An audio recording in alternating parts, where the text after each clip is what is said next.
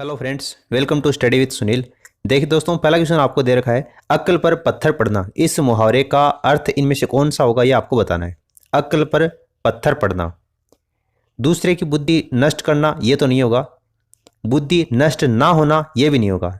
नष्ट हो जाती है उसको बोलते हैं। देखिए, बुद्धि नष्ट हो जाना यानी कहने का मतलब अक्ल के ऊपर पत्थर पड़ना। इसका एक बहुत ही बढ़िया एग्जाम्पल आप वर्तमान में जो अपनी गवर्नमेंट है उसको देखकर लगा सकते हैं। यानी कि जहाँ भी चुनावी रैलियाँ होती हैं वहाँ पर कोरोना नहीं होता, लेकिन स्कूलें बंद, कॉलेज बंद, कोचिंगें बंद, कोई भी कंपटीशन एग्जाम निकलती है उसकी एग्जाम नहीं हो पाती, कोई भी भर्ती निकलती है उसकी एग्जाम नहीं हो पाती। लेकिन भाई साहब, चुनावी रैलियों में कोरोना नहीं होता।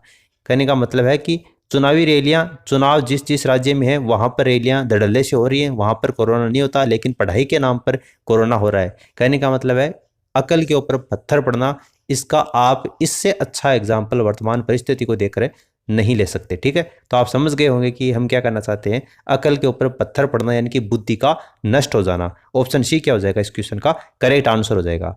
फिर देखिए, अगला क्वेश्चन आपको दे रखा है, शेष नाग के पर्यायवाची वाले शब्दों की पंक्ति को चुनिए। शेष नाग के पर्यायवाची वाले शब्दों की पंक्ति को आपको चुनना है, यानी इनमें से शेष नाग के पर्यायवाची कौन से होते हैं ये आपको बताना है। पन्नगपति बिल्कुल होता है, फणीस भी होता है, लेकिन दयालराज नहीं होता।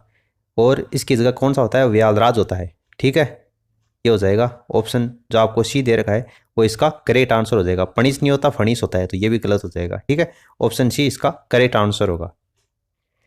फिर देखिए, लोहा मानना मुहावरे का अर्थ है कौन सा होगा। देखिए, लोहा मानना है, ठीक है, लोहा मनाना नहीं है। एक बार क्वेश्चन को फिर से देख लीजिए, लोहा मानना, इस मुहावरे का अर्थ इनमें से कौन सा होगा। देखिए, प्रभाव स्वीकार करवाना, ठीक है, मानना है, मनवाना नहीं है। ठीक है, प्रभाव स्वीकार करवाना नहीं होगा, प्रभाव स्वीकार करना होगा। मानना यानी कि प्रभाव स्वीकार करना। ऑप्शन सेकंड क्या हो जाएगा, इसका करेक्ट आंसर हो जाएगा। लोहा मानना मुहावरे का अर्थ क्या हो जाएगा, प्रभाव स्वीकार करना। फिर अगला क्वेश्चन दे रखा है, वीर के लिए सही पर्यायवाची वाले शब्दों की पंक्ति को आपको चुनना है। वीर जो शब्द है उसके पर्यायवाची कौन कौन से होते हैं वीर शब्द के। सूर होता है, बिल्कुल होता है, योद्धा होता है, बहादुर भी होता है। सूर ये सूर नहीं होता, तीसरा दंत्य से नहीं आता है इसके अंतर्गत, तालव्य सा आता है, पहला सा शंकर वाला। ठीक है, तो ऑप्शन फर्स्ट इसका आंसर हो जाएगा। सूर होता है, योद्धा होता है, बहादुर होता है। ठीक है, तो ऑप्शन फर्स्ट क्या हो जाएगा, इसका करेक्ट आंसर होगा युद्ध नहीं होगा, योद्धा होगा, वीर। ठीक है, वीर शिरोमणि पुत्र महाराणा प्रताप, उसको देकर आप आइडिया लगा सकते हैं। ऑप्शन फर्स्ट इसका करेक्ट आंसर हो जाएगा। फिर देखिए, उपर्युक्त के सही संधि विच्छेद को चुनना है। देखिए, बहुत से स्टूडेंट एक जो शब्द है वो लिखते हैं उपरोक्त। उपरोक्त नाम का हिंदी में कोई भी शब्द नहीं होता, ये शब्द शुद्धि की दृष्टि से ये गलत है। उपरोक्त नाम का कोई भी शब्द नहीं होता, जो शब्द होता है शुद्ध वो उपर्युक्त होता है। हालांकि आपको देखने पर बहुत जगह मिलता है उपरोक्त शब्द कि उपरोक्त सभी, इस तरीके से आप देखने को मिलता है, लेकिन वो गलत होता है। उपर्युक्त सभी होता है। ठीक है, उपरोक्त सभी नहीं होता, इसको आप ध्यान में रखना है। और उपर्युक्त के अंतर्गत संधि विच्छेद कौन सा होगा ये आपको चुनना है। चार ऑप्शन आपको दे रखे हैं। उपरोधन उक्त नहीं होगा, ऊपर भी नहीं होगा, ऊपरी होगा लेकिन इसमें बड़ी ई की मात्रा नहीं आएगी, छोटी ई की मात्रा आ जाएगी, इसलिए ऊपरी धन उक्त हो जाएगा। ऑप्शन डी क्या होगा, इसका करेक्ट आंसर होगा। ऐसे आदेश जो पूरी तरह सरकारी नहीं होते, यानी ऐसे आदेश जो कि पूरी तरीके से सरकारी नहीं होते, उनको कौन से आदेश बोला जाता है। पृष्ठांकन बोलते हैं, ज्ञापन, परिपत्रक या राजपत्र। तो राजपत्र तो नहीं होगा, सरकारी होते हैं। ज्ञापन, देखिए ऐसे आदेश जो पूरी तरीके से सरकारी नहीं होते वो क्या होते हैं, ज्ञापन होते हैं। कल परसों की बात है, शिक्षा मंत्री, एजुकेशन मिनिस्टर गोविंद सिंह डोटासरा को ज्ञापन देने के लिए गए थे। ठीक है, आपने वो वीडियो भी देखा होगा जिस पर गोविंद सिंह डोटासरा बार बार बोल रहे हैं कि डेपुटेशन के लिए आए हैं, डेपुटेशन के लिए।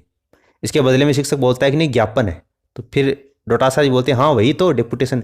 एजुकेशन की धज्जियां उड़ा रखी हैं। जिस व्यक्ति को ये नहीं पता कि डेपुटेशन और ज्ञापन में अंतर क्या है, उसको एजुकेशन मिनिस्टर बना रखा है। देखिए, ऐसे आदेश जो पूरी तरीके से सरकारी नहीं होते उनको क्या कहते हैं, ज्ञापन कहते हैं। ठीक है, ऑप्शन जो सेकंड हो जाएगा वो इसका करेक्ट आंसर हो जाएगा। ये सरकारी नहीं होते, आप और हम, एक आम आदमी है वो भी सरकार के सामने अपनी मांग है वो रख सकता है ज्ञापन के जरिए, तो ये सरकारी परिपत्र नहीं होते। फिर देखिए, अगला क्वेश्चन आपको दे रखा है, कौन पुल्लिंग शब्द है। परीक्षा, आयु, लगाव, घबराहट। देखिए, घबराहट होती है ना, होती है, टी में ई आ रहा है, इसका मतलब ये तो स्त्रीलिंग है। फिर आयु, आपकी आयु कितनी है, है ना। आपकी आयु कितना है ऐसे नहीं बोलते अपन, आपकी आयु कितनी है, तो नी में ई आ रहा है, इसका मतलब ये भी क्या आपका स्त्रीलिंग है। परीक्षा होती है, ठीक है, कंपटीशन एग्जाम होती हैं, तो ती में भी ई आ रहा है, इसका मतलब ये भी नहीं होगा। लगाव, लगाव होता है, आपका किसी से विशेष लगाव होता है, ठीक है। लगाव कभी भी होती नहीं होता, लगाव होता है, यानी आ इसमें आ रहा है, इसका मतलब पुल्लिंग शब्द आपको पूछा था, तो ऑप्शन सी क्या हो जाएगा, इसका करेक्ट आंसर हो जाएगा। कोई भी शब्द आपको दिया हुआ हो उसका आपको एक वाक्य बना लेना है, अगर वहां पर आ की ध्वनि आती है इसका मतलब वो पुल्लिंग हो जाएगा, अगर वहां पर ई की ध्वनि आती है इसका मतलब वो स्त्रीलिंग हो जाएगा, ठीक है। फिर देखिए अगला क्वेश्चन आपको दे रखा है, झूठ मत बोलो, इस वाक्य में मत कौन सा निपात है, मत में कौन सा निपात है ये आपको बताना है। झूठ मत बोलो, सीमा बोधक, अवधारणा बोधक, तुलना बोधक या निषेध बोधक। तो देखिए झूठ मत बोलो, ठीक है, मत यहां पर मत के बारे में पूछा है, इसका मतलब ये निषेधात्मक है, ठीक है, और निषेध बोधक हो जाएगा, ऑप्शन डी इसका करेक्ट आंसर होगा, नकारात्मक सूचक है ये। इनमें से कौन सा शब्द संज्ञा से बना हुआ विशेषण है, संज्ञा से बना हुआ विशेषण इनमें से कौन सा ये आपको बताना है। सुखी, कटु, सुंदर, प्रसन्न, संज्ञा से बना हुआ विशेषण इनमें से कौन सा है। तो देखिए सुखी हो जाएगा, ठीक है, सुख से सुखी बन जाएगा, संज्ञा से बना हुआ यह विशेषण है। विशेषण क्या होता है, जो भी संज्ञा सर्वनाम की विशेषता बताता है उसको क्या बोलते हैं अपन, विशेषण बोलते हैं, और ऑप्शन फर्स्ट क्या हो जाएगा इसके अंतर्गत करेक्ट आंसर होगा। फिर अगला क्वेश्चन दे रखा है, मरीचि और मरीचि शब्दयुग्म का सही अर्थ कौन सा है। देखिए एक तरफ यहाँ पर मरीचि लिखा हुआ है और एक मरीचि लिखा हुआ है, यहाँ पर ची छोटी है और अगले में ची बड़ी है। शब्दयुग में आपको बताना है मरीचि का अर्थ क्या होता है और मरीचि का अर्थ क्या होता है। देखिए मरीचि का अर्थ क्या होता है, सूर्य होता है, ठीक है, मरीचि का अर्थ क्या होता है आपका, सूर्य होता है, और मरीचि का मतलब होता है मृग तृष्णा, ठीक है। तो ऑप्शन आपको जो फर्स्ट दे रखा है वो क्या हो जाएगा, इसका करेक्ट आंसर होगा। फिर अगला क्वेश्चन आपको दे रखा है, इनमें से कौन सा शब्द संज्ञा से बना हुआ विशेषण नहीं है, संज्ञा से बना हुआ विशेषण इनमें से कौन सा नहीं है वो आपको बताना है। लौकिक, बिल्कुल ये तो संज्ञा से बना हुआ विशेषण है, ये नहीं होगा। फेनिल भी नहीं होगा, धूमिल भी नहीं होगा, प्राथमिक होगा, प्राथमिक जो है वो संज्ञा से बना हुआ विशेषण नहीं है, तो ऑप्शन डी क्या हो जाएगा, इसका करेक्ट आंसर होगा। फिर देखिए अगला क्वेश्चन आपको दे रखा है, आदि और आदि शब्दयुग्म का सही अर्थ क्या है। एक में दी छोटी है और अगले में दी बड़ी है। देखिए आदि, आदि का मतलब क्या होता है, प्रारंभ होता है, तो ये तो नहीं होंगे दोनों ही।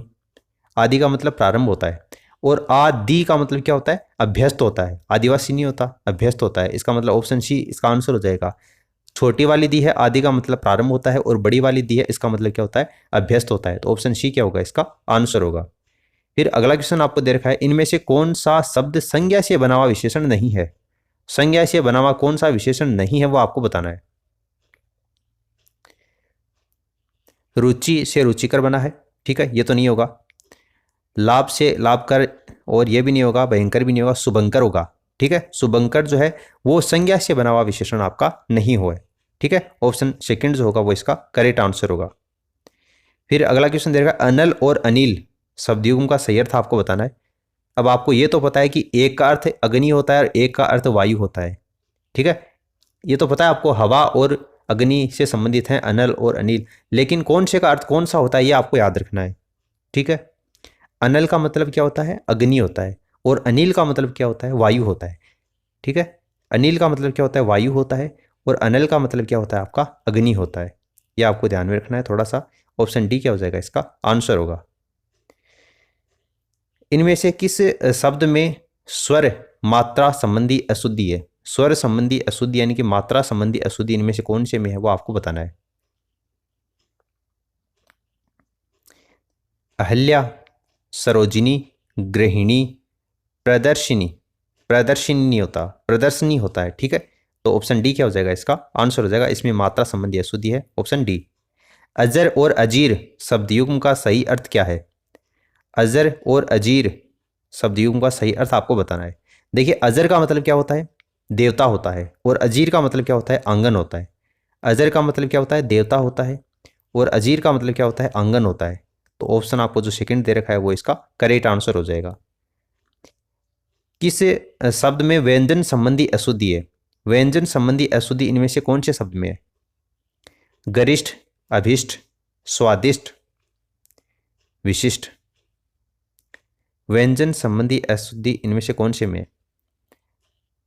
देखिए स्वादिष्ट के अंतर्गत अशुद्धि है, यहाँ पर ट नहीं आएगा, ठ आएगा। ठीक है, व्यंजन संबंधी अशुद्धि आपको बताना था, तो ऑप्शन आपको जो सी दे रखा है वो क्या हो जाएगा, इसका करेक्ट आंसर हो जाएगा। कौन सा विकल्प विलोम शब्दों को नहीं दर्शाता? चार आपको विकल्प दे रखे हैं, कौन सा विकल्प विलोम शब्दों को नहीं दर्शाता? गरिमा लघिमा बिल्कुल होता है, राग विराग ये भी होता है, सम्मुख का विमुख होता है, संयोग का सुयोग नहीं होता, ये विलोम शब्द का युग्म नहीं है। ऑप्शन डी क्या हो जाएगा, इसका आंसर हो जाएगा। इनमें से किस विकल्प में सही विलोम युग्म है? सही विलोम कौन से में ये आपको बताना है। देखिए विज्ञ अभिज्ञ नहीं होता। ठीक है, राग द्वेष बिल्कुल राग का द्वेष होता है। ऑप्शन जो आपको सेकंड दे रखा है वो इसका आंसर हो जाएगा। कौन सा विलोम शब्द युग्म सही है? कौन सा विलोम शब्द युग्म सही है वो आपको बताना है, यानी कि 3 गलत हैं और 1 सही है। इष्ट अभिष्ट सही है या गलत है? गलत है। अल्प स्वल्प ये भी गलत है। नीरस सरस, देखिए सरस यानी कि रस सहित और नीरस यानी कि बिना रस का, तो नीरस का सरस ये जो विलोम शब्द है वो बिल्कुल सही है। ऑप्शन सी क्या हो जाएगा, इसका करेक्ट आंसर होगा। किस वर्ग में सही विलोम शब्द नहीं है? कौन से वर्ग में सही विलोम शब्द नहीं है, यानी कि गलत कौन से में वो आपको बताना है। गरिमा लघिमा बिल्कुल होता है, गौरव का लाघव भी होता है, अभिज्ञ का अनभिज्ञ भी होता है, लेकिन कदाचार का दुराचार नहीं होता। ठीक है, ये गलत दे रखा है, कौन सा गलत था वही आपको बताना था, इसलिए ऑप्शन सेकंड ही हो जाएगा, इसका आंसर हो जाएगा। फिर अगला क्वेश्चन दे रखा है, सामिष्य शब्द का विलोम शब्द क्या होगा? सामिष्य शब्द का विलोम शब्द क्या होगा? परामिष, अमीष, निरामिष या आमिष? सामिष्य शब्द का विलोम शब्द क्या होगा? देखिए सामिष्य शब्द का विलोम शब्द क्या होता है, निरामिष होता है। ठीक है, निरामिष होता है। ऑप्शन सी क्या होगा, इसका करेक्ट आंसर होगा। अगला क्वेश्चन आपको दे रखा है, जिसकी समानता न प्रकट की जा सके उसके लिए एक शब्द क्या है? वाक्यांश के लिए एक शब्द आपको बताना है। जिसकी समानता न प्रकट की जा सके तो वो क्या होता है, अनुपम होता है। अनुपम होता है। ऑप्शन फर्स्ट इसका आंसर होगा। प्रवेश शब्द का विलोम क्या है? प्रवेश शब्द का विलोम क्या है? सार्थक, निकास, प्रौढ़, दुर्बल। देखिए प्रवेश का मतलब क्या होता है, इंटर करना, और बाहर जाने का मतलब यानी कि निकास करने का मतलब एग्जिट। इंटर का एग्जिट होता है, अरे आप किसी भी सिनेमा हॉल में प्रवेश करते हैं, किसी भी मॉल में प्रवेश करते हैं, किसी भी शॉप में प्रवेश करते हैं, जिसके 2 गेट होते हैं, एक में इंटर लिखा होता है और इस एक में एग्जिट लिखा होता है। तो प्रवेश होता है वो हिंदी में हो गया, और निकास यानी कि बाहर जाना, तो निकास विलोम शब्द हो जाएगा। ऑप्शन सेकेंड इसका आंसर होगा। परतंत्र शब्द का विलोम क्या होगा? परतंत्र, तो ये तो काफ़ी ईजी है, परतंत्र का आपको आना चाहिए। देखिए परतंत्र यानी कि दूसरों के अधीन होता है, और एक स्वतंत्र होता है। ठीक है, तो स्वतंत्र इसका विलोम शब्द हो जाएगा। Option first. चमक का पर्यायवाची शब्द कौन सा है? चमक का पर्यायवाची शब्द कौन सा है? देखिए चमक का पर्यायवाची शब्द कौन सा होता है? गात नहीं होता, दिवस नहीं होता, दीप्ति होता है। चमक का पर्यायवाची शब्द कौन सा होता है? दीप्ति होता है। Option C. साहित्यिक रचना के लिए देश भाषा लोक भाषा कार्य करते हुए भी उससे भिन्न होती है। साहित्यिक रचना के लिए प्रयुक्त भाषा, साहित्यिक रचना के लिए प्रयुक्त भाषा लोक भाषा का कार्य करते हुए भी उससे भिन्न होती है। तो ऑप्शन डी क्या होगा, इसका आंसर होगा। प्रयुक्त जो शब्द है वो इस वाक्य के अर्थ को सार्थक बनाता है। ऑप्शन डी इसका आंसर होगा। तो उम्मीद करता हूं कि आपको इस वीडियो से काफ़ी कुछ जानने को मिला होगा। For the time being this is the end of the video. Thanks for listening and God bless you all.